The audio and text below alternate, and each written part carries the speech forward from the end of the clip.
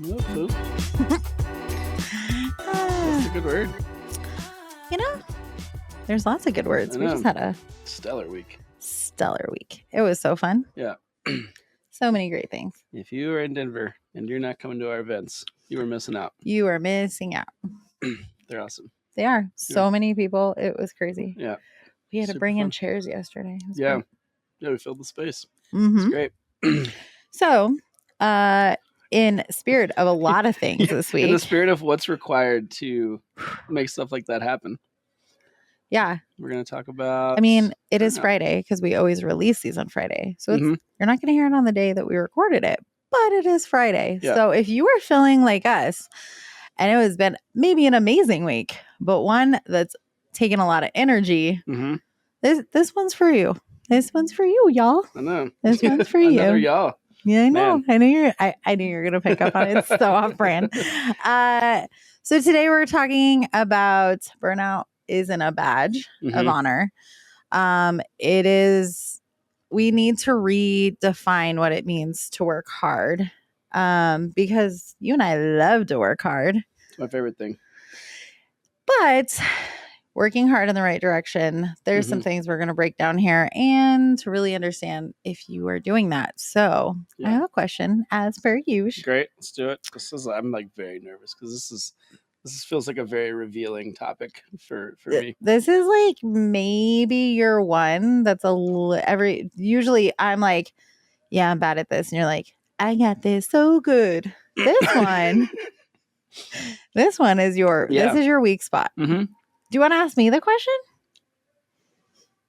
Or you're here to be exposed? I'm here to be. Yeah. Okay, great. I'm gonna say no because my initial reaction was to run and say yes, please. But that makes me feel like there's probably an opportunity. Okay, great. So I'm here to be pushed and to grow. So fire away. Great. What is the deep secret within your burnout, overworking, hustle, obsession when you get into that pattern? Like when you hit burnout, what's the thing that pushes you internally? What's like the hidden secret, that hidden voice, or what's the thing that drives you to push yourself so hard? And like, I think like the small voice inside or like whatever that driving motive is kind of that like badge of honor. Like we want that badge because it silences, or we tell ourselves it silences whatever is driving us. So like, what's your secret driver that creates those patterns? I mean, my secret driver is not it's not pretty. I mean, if when I'm in that place and I'm telling myself that the pace and intensity that I'm working, which I know is too much and I know is detrimental, less for myself and more for the people around me, and I tell myself that's okay. And I do that when I'm in that place. I tell myself I have to do that because that's the only value I have to provide, and I'm not smart enough to slow down and not overwork. Yeah. Oh, it's real dark. Yeah. I'm proud of you for going there. Thanks. That's like hard to admit. And we all have that. So like the internal, like that secret is like in your head. You tell yourself you're not smart enough. Yeah, like the only way I can accomplish my goals is to outwork everybody. I don't actually have the skills to do it in any other way. Or to like find some level of sustainability or even enjoyment, honestly, that like I don't deserve to enjoy it. The only way that I can get here is just to like outwork everyone. Yeah. Dark times. Dang. That's deep. That's deeper than I thought. And that makes me really sad because you're literally one of the smartest people I know. So I know I'm saying that. And like everyone has this. If you're listening, I want you to take a second to ask yourself this question. But I think we know, like, brain-wise, that's a lie. But if we don't like intrinsically know it, then we're always gonna like find ourselves tapping back into that pattern. And in our work, we like work on some of that because Sure. leadership's driven by our mindset. So let's Yeah, hop into it. let's do it. I'm so proud of you. Thanks. You leaned in. I told you I was here to be pushed. Yeah. No, I mean we're taught to. I mean that's why we want to talk about this today. Is as high performers, as high achievers, as leaders, you know, we're taught to grind, and there is an inherent grind, like the work required to do something great, to build teams, to build businesses, to lead people is over and above what is I think normal, right? I do think that you have to give an outsized amount of effort. However, there's a real cost to that, and we're taught that grind doesn't have a cost, and the burnout and the things that we feel because of that effort, like I just shared, it's not a sign of commitment. It's a sign that the pieces aren't in place to support good work. I mean, that's the problem, right? Is like it's not about, it's that the quality of work is not good, right? It's when we are in that place, it is not producing the thing that we say we want the most, which is, you know, whatever. It could be moving the needle forward. It could be building the team. It could be our communication falters, our creativity falters, our clarity, our connection to our vision and our mission. Like there's a real erosion and a detriment to the things that we say we want. So we're gonna call out hustle culture. It's also, I mean, I love to work. You love to work. I've always been very clear about that, and I do think, again, like I said, I've always tried to be very transparent about the amount of work I think is required to do something, specifically be an entrepreneur, and it is a heroic level of effort. However, the kind of sexy language that is so pervasive now in the world around hustle culture, and it's gotten where until you've reached burnout and you're, you know, sleeping 2 hours a night and it's at all costs, until you've reached that point, you actually aren't a real entrepreneur. You're not giving enough. That's bullshit. I've been that person, and it's horrible. Well, and to your point, it doesn't produce great results. And so it's not actually beneficial for ourselves, for our companies, for our team. Like whether you're like even in athletics, overtraining and getting to burnout, like it doesn't matter the area. If you're doing it, it's not producing the results that are actually possible. And so if you want to be a high achiever, you have to get rid of this mindset and you have to address these patterns. And it takes some real focus. And like, because we love to work, you know what I was thinking about with this? You call me on this. Like lately, I like have been using language like I'll do whatever it takes, and I truly, truly will. But if we do it from a place of hustle, like everyone loses. And you can't do whatever it takes at the expense of the thing of like the things you care most about, right? You can't do whatever it takes at the expense. I mean, you can, but you have to be willing. Like, is that a cost that you really want to pay? Not you, just proverbially, like your health, your mental clarity, your emotional health, your relationships with friends and family, your like life is also there to be lived, you know, and work and the people that are like ourselves who care deeply about the work that we do. That is a huge portion of our life and our life's work. But there has to be a point where we do recognize that the cost is too high and we pull back, right? Like I'll do whatever it takes until it starts to erode my relationship with my wife, you know, until I literally don't have the time for my physical and mental health. Like, you know, like, and so defining those boundaries and getting really clear on like, what is the edge? And, you know, by all means, like flirt with the edge, but make sure that you have those boundaries and that the cost is not too high, because it's a very slippery slope. And when we get into that language, it's very easy, I've found, to get pulled into negotiating with yourself about what you're willing to pay. So it is best to get clear on that ahead of time. define those non-negotiables and know when to shut it down, because when you're in it, I've found that it's very hard to see those boundaries. No, you will convince and justify. Yeah. Like it is. And I think that, to your point, like that's why we have to have those non-negotiables, and that's why we have to have it built in as a habit to prioritize those things, because it's like when we're honoring those things and we put those things first, like all of a sudden everything else works, and like you'll be able to do more sustainably. Like I look at the hustle culture as like the house of cards, and I won't say very frequently, I have at a few points of my life like built the house of cards very tall and then they fall, and it's because I built on like hustle principles, right? Mm-hmm. And it's just not sustainable. So I think one of the things I want to address, but right before we get into this, kind of like set the stage, is like you are not like, when we're in burnout, we have a tendency to not, we're fatigued. There's a chronic fatigue.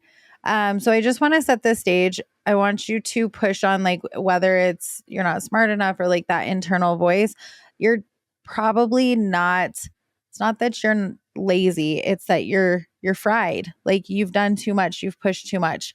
And so just take a second to recognize, like take a second to like think about how you're feeling. Do what one of our coaches would call a body scan. And just think about, like, are you experiencing chronic fatigue? Do you wake up tired?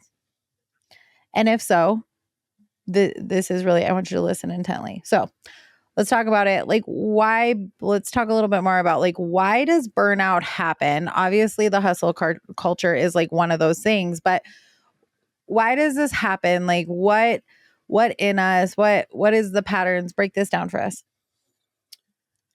Yeah. Again, I think it's really slippery slope. And I do know, just from my experience, both personally as well as, working with lots of people and being in environments where people are prone to burnout, i.e., entrepreneurs, high achievers, people trying to really reach their full potential, that it is challenging to know why it's happening and when it's happening. It just kind of becomes your default feeling. It's your default mechanism. And so I do want to clarify, or just give some people some tools, or give our listeners some tools to understand why it's happening. Again, because proactive is really the only way, I think, to catch it. When you're in it, it's hard to pull back.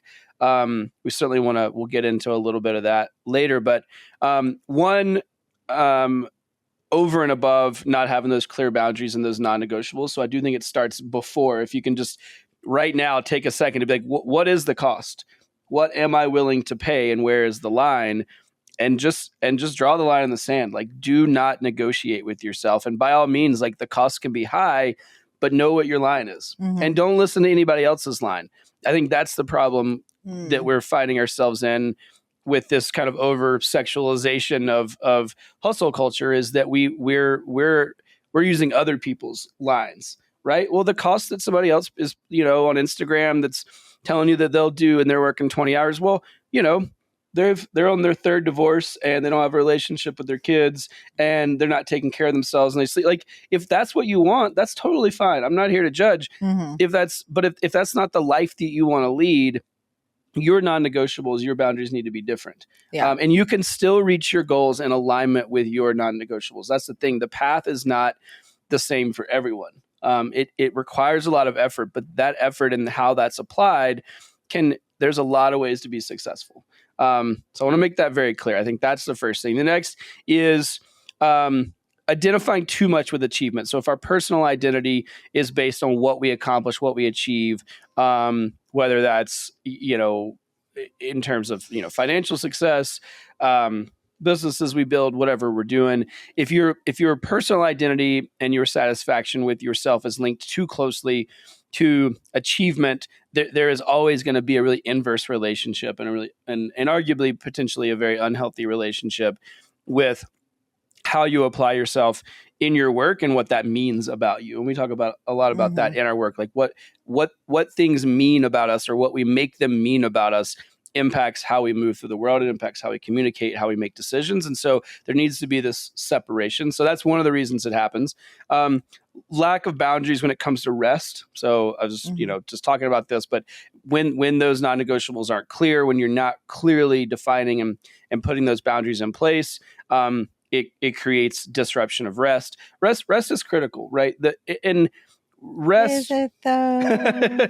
rest from a sleep perspective, but also time spent not engaged in work. So rest can also look a lot of different ways. You and I have talked about this. Like for me and you, I don't feel rested just like laid on the couch and watching Netflix. Ugh, that's the worst. But that works for some people, and that's fine. So identify what your rest rhythms are. But intentionally pulling back and creating rest actually is what creates space and time and energy for you to have good ideas, to get clear. Like if you're always driving, there's no space for innovation. There's no space for anything else. This one is so hard for me. Like the rest conversation is so hard. I still am on a journey to figure out what the fuck rest feels like, right? Like I just so struggle. Honestly, sometimes I feel my most rested after a run, but like the stress on my body, it's not actually rest. And so, but I feel my best because of endorphins and all, like there's some of the psychology there. So it's interesting. It is not laying on the couch. Like I feel my worst there, but I think we've talked a lot about this on other podcasts. Like going for a walk is so restorative. I also hate it. It feels so unproductive, but your brain can't rest and it can't be creative and solve problems creatively if it doesn't have rest. And boredom is actually really good for the brain.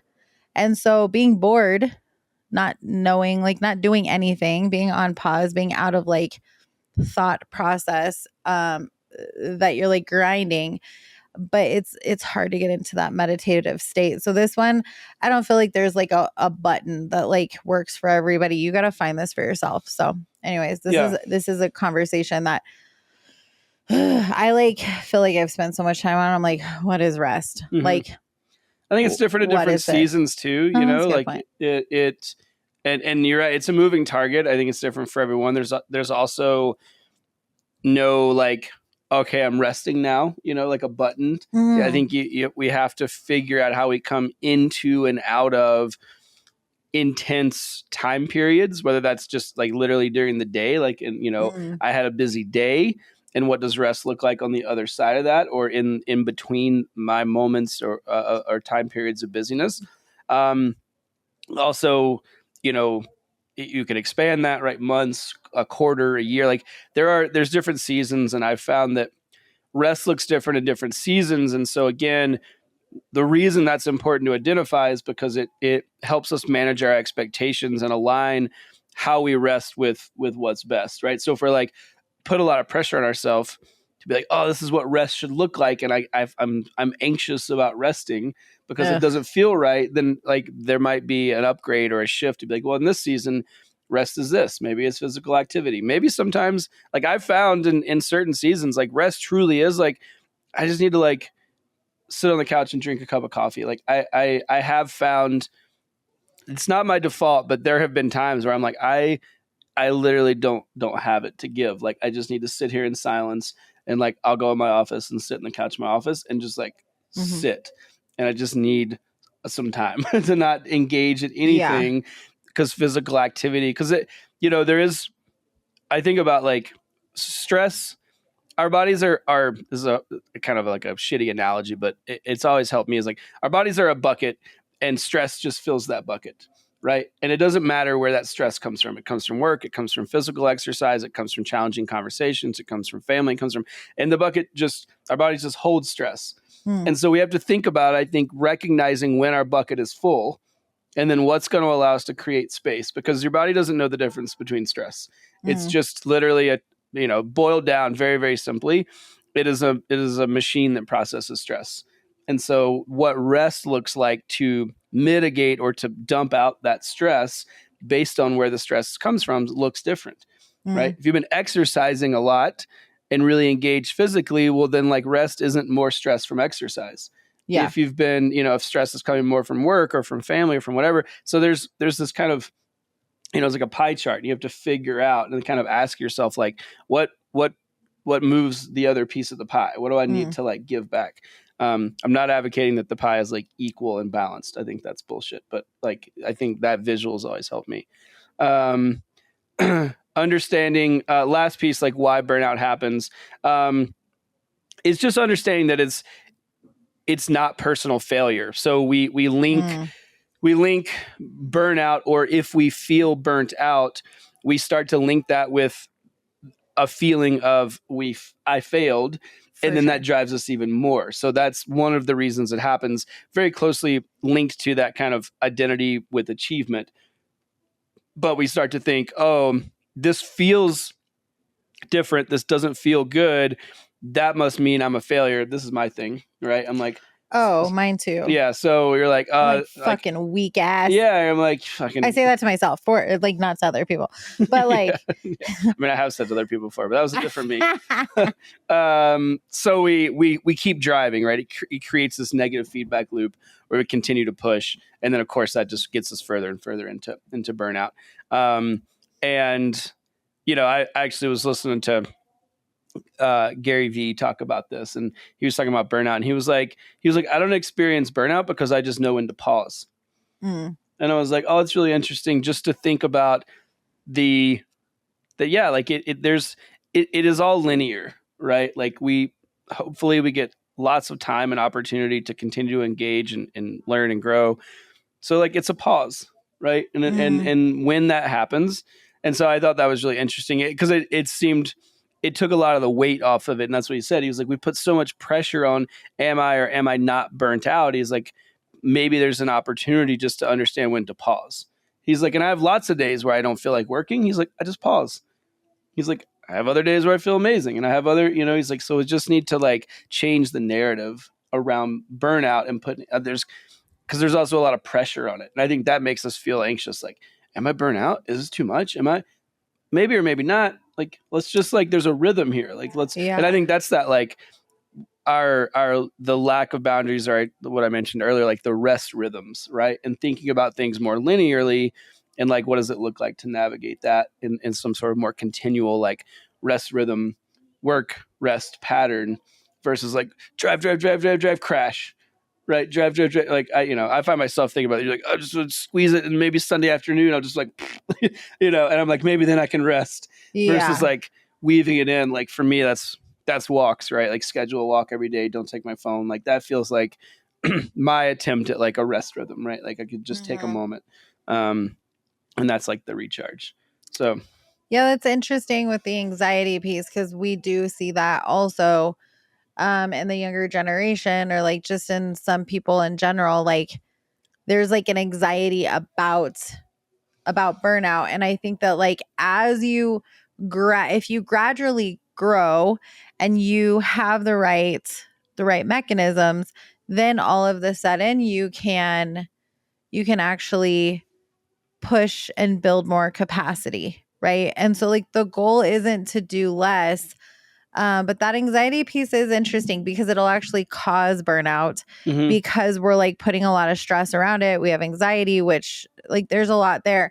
And so your mindset being healthy about this and thinking about this with freedom and not fear, I think is really important, because you will push yourself into burnout. And like, we use a lot of these terms a lot of times, but and like you're saying, my capacity is different than yours. And like, you specifically will not listen to certain podcasts from certain people, because they really induce that like hustle culture within you, right? Like, you're very intentional about what you put in, because it'll push you into that hustle culture. So it's just something that I've thought about. Let's talk about the warning signs. Let's do it. How do you actually know? So if you're like, am I in burnout? Like, these are the warning signs to like actually just take into account and not freak yourself out. Choose freedom, not fear.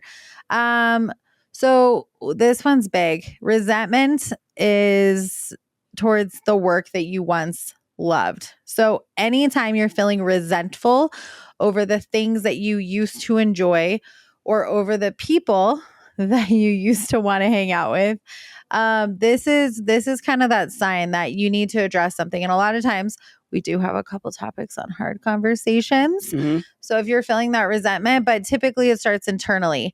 And so you're shutting something down within you. So if you don't love something you used to love, it's probably not because of all of the things you're telling yourself. It's probably because you need to pause. I love that. And Gary Vee's been like a great representation of what it looks like to be a hustle culture like he's really hero. shifted. And now he's like totally different. Like he used to be a total a-hole with his team. Now he's like empathy. I'm like, what happened? Like, this is so good. This is what it looks like to grow. We got older and tired. Oh my gosh, it's so good. Like it's true. Like it, and I don't know that to be a fact, but I imagine. No, he talks about it. Like in his book, he talks about it. And resentment was a piece of his. He definitely had some resentment. So no, I'm so glad you brought that up because he is a great representation of that shift. And he's still highly successful. So you're not going to lose success. Yeah, and like drives super hard. Like you just have to figure out when to pause. So consistent low level frustration or overwhelm. So if you're just like irritated, you're just irritable. Like if you snap at the lady in the grocery store over asking if she can see your ID. Is that the one? Is that what happened? Oh, real time example from Christine. This happened like 3 days ago. Can I see your ID? Oh my God, this is stupid. Yeah. No, if you're just like irritable, and you're not typically an irritable person, or maybe you are, and you've just been burnt out for a really long time. Maybe that's your baseline, and you're just not meant to be irritable, but that's how it's showing up. You too do not have to be a grumpy bitch like I. So if you're just irritable and you're feeling that overwhelm, that's probably a good sign, not a good sign. It's not a good sign, but it's a warning sign of being burnt out. No clarity around when to stop or rest. We've talked a lot about rest. Mm-hmm. It's a thing, you guys. So that like no clarity. I don't know how. I don't know what it is. Just what I communicated. I don't know how to rest. I sleep, but I'm still tired. I don't know how to feel rested. That is a very clear warning sign. Physical symptoms, sleep issues, anxiety, chronic fatigue, achiness in your body for no reason. You didn't work out and you're sore. That's a very good indicator. There could be some other things going on, but burnout is a very large cause of that. And apathy. I'm going to add apathy in there. You're just apathetic and you're disconnected or unengaged. Mm-hmm. Yeah, we've both been there. That's also my one of my last triggers. Disconnected and unengaged. Yeah. Oh yeah, it is. Yeah, that's right. So that tends to happen when I'm overworked and burnout. Yeah. So let's talk about rewriting the script. What does this look like? How do you shift? How do we pull a Gary Vee and like go from balls to the wall to looking pretty healthy? Yeah. Doing it well. Yeah. The non-negotiables are a big piece. We talked about that a lot. I've heard them described as enough metrics. So defining when it is good enough to stop. Right. And we talk about this even with internally. Gitmo, good enough to move on. Gitmo. You can drive yourself crazy trying to, overwork for the sake of overworking. And so just to find, when is it good enough to stop? Have you done enough today? What are your priorities backing into what actually is the highest and best use of your time? And just define those enough metrics for yourself. Making sure that you don't have to, or shifting your mindset to try to get away from feeling like you have to earn rest. So when rest is not earned, rest is necessary. And you don't have to do anything to deserve rest and to need it. So there is no metric that I have to do X amount or accomplish this or check this many things off before I earned my rest. Everyone deserves it, and it is literally the only way you can show up and continue to do what you need to do. Most specifically, if you're a high achiever, because the energy requirements are massive. So rest is not earned; it is deserved. Normalize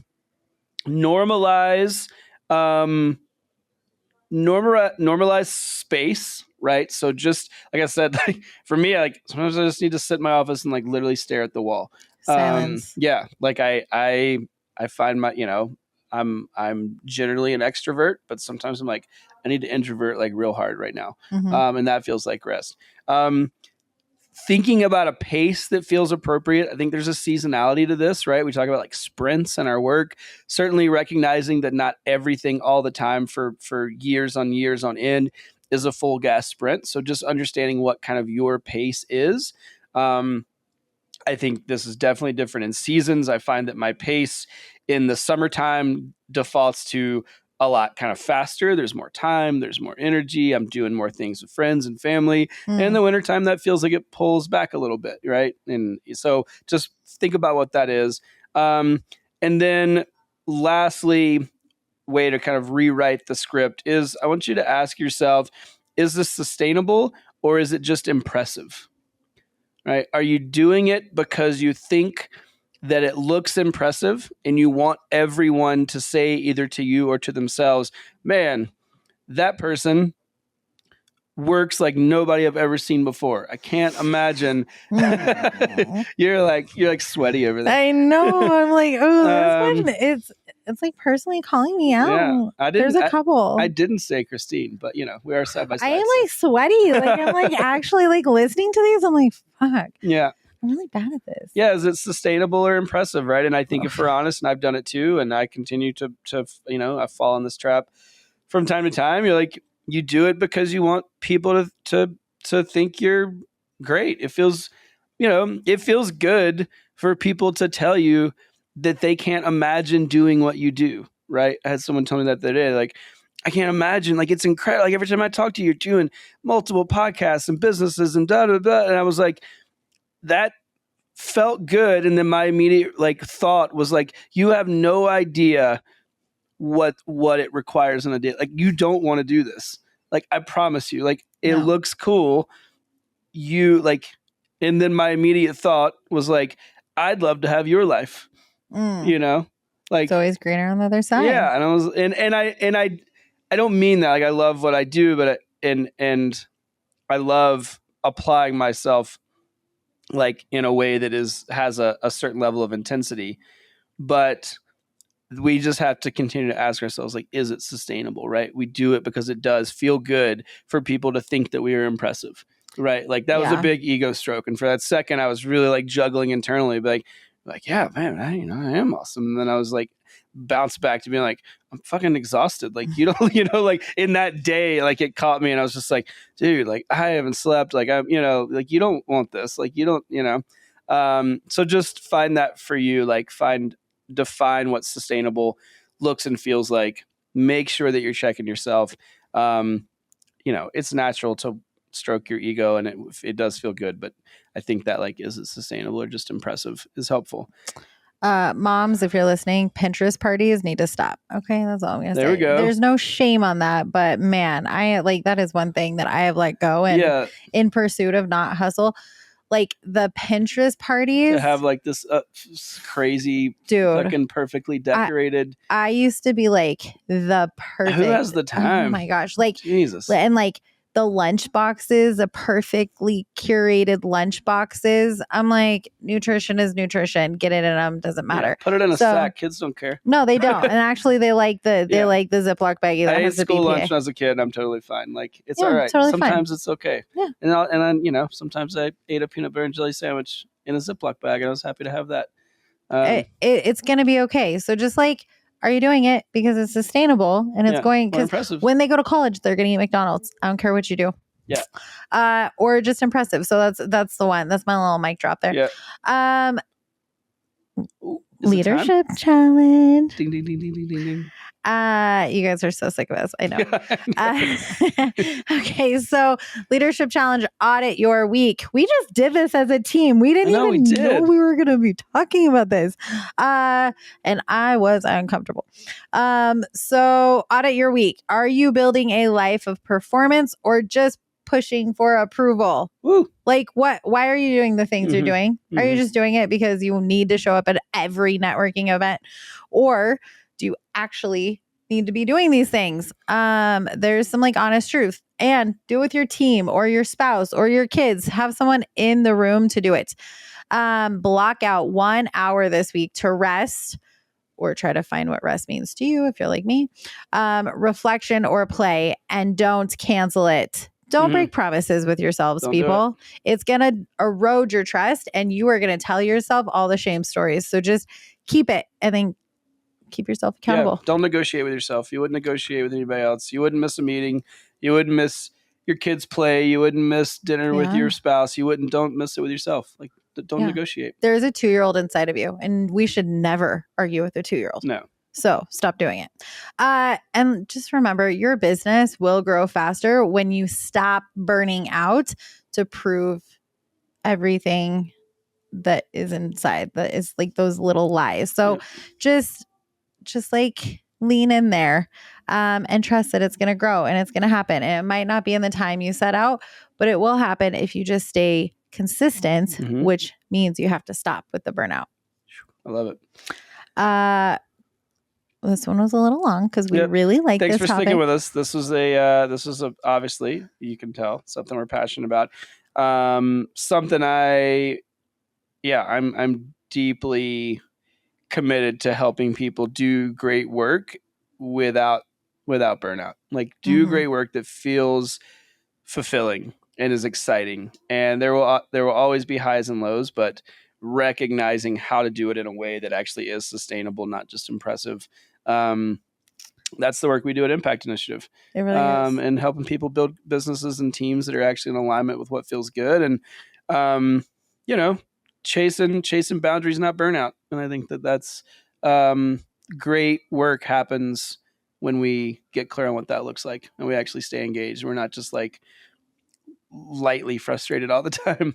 So I'm going to do a shameless plug. I wasn't going to do this, but one of the best ways to interrupt burnout and stop it and overcome it and work through it is having a pattern interrupt. And in June, we're coming up, like at the end of the month, early July, we're doing an intensive to kick off our next mastermind. So if you are in the Denver area or you want to fly in for this, it's going to be freaking incredible. We're going to do contrast therapy and all the things, but we're going to be kicking off one of our mastermind groups. We have our next mastermind group starting. It's technically for the trades and service industry.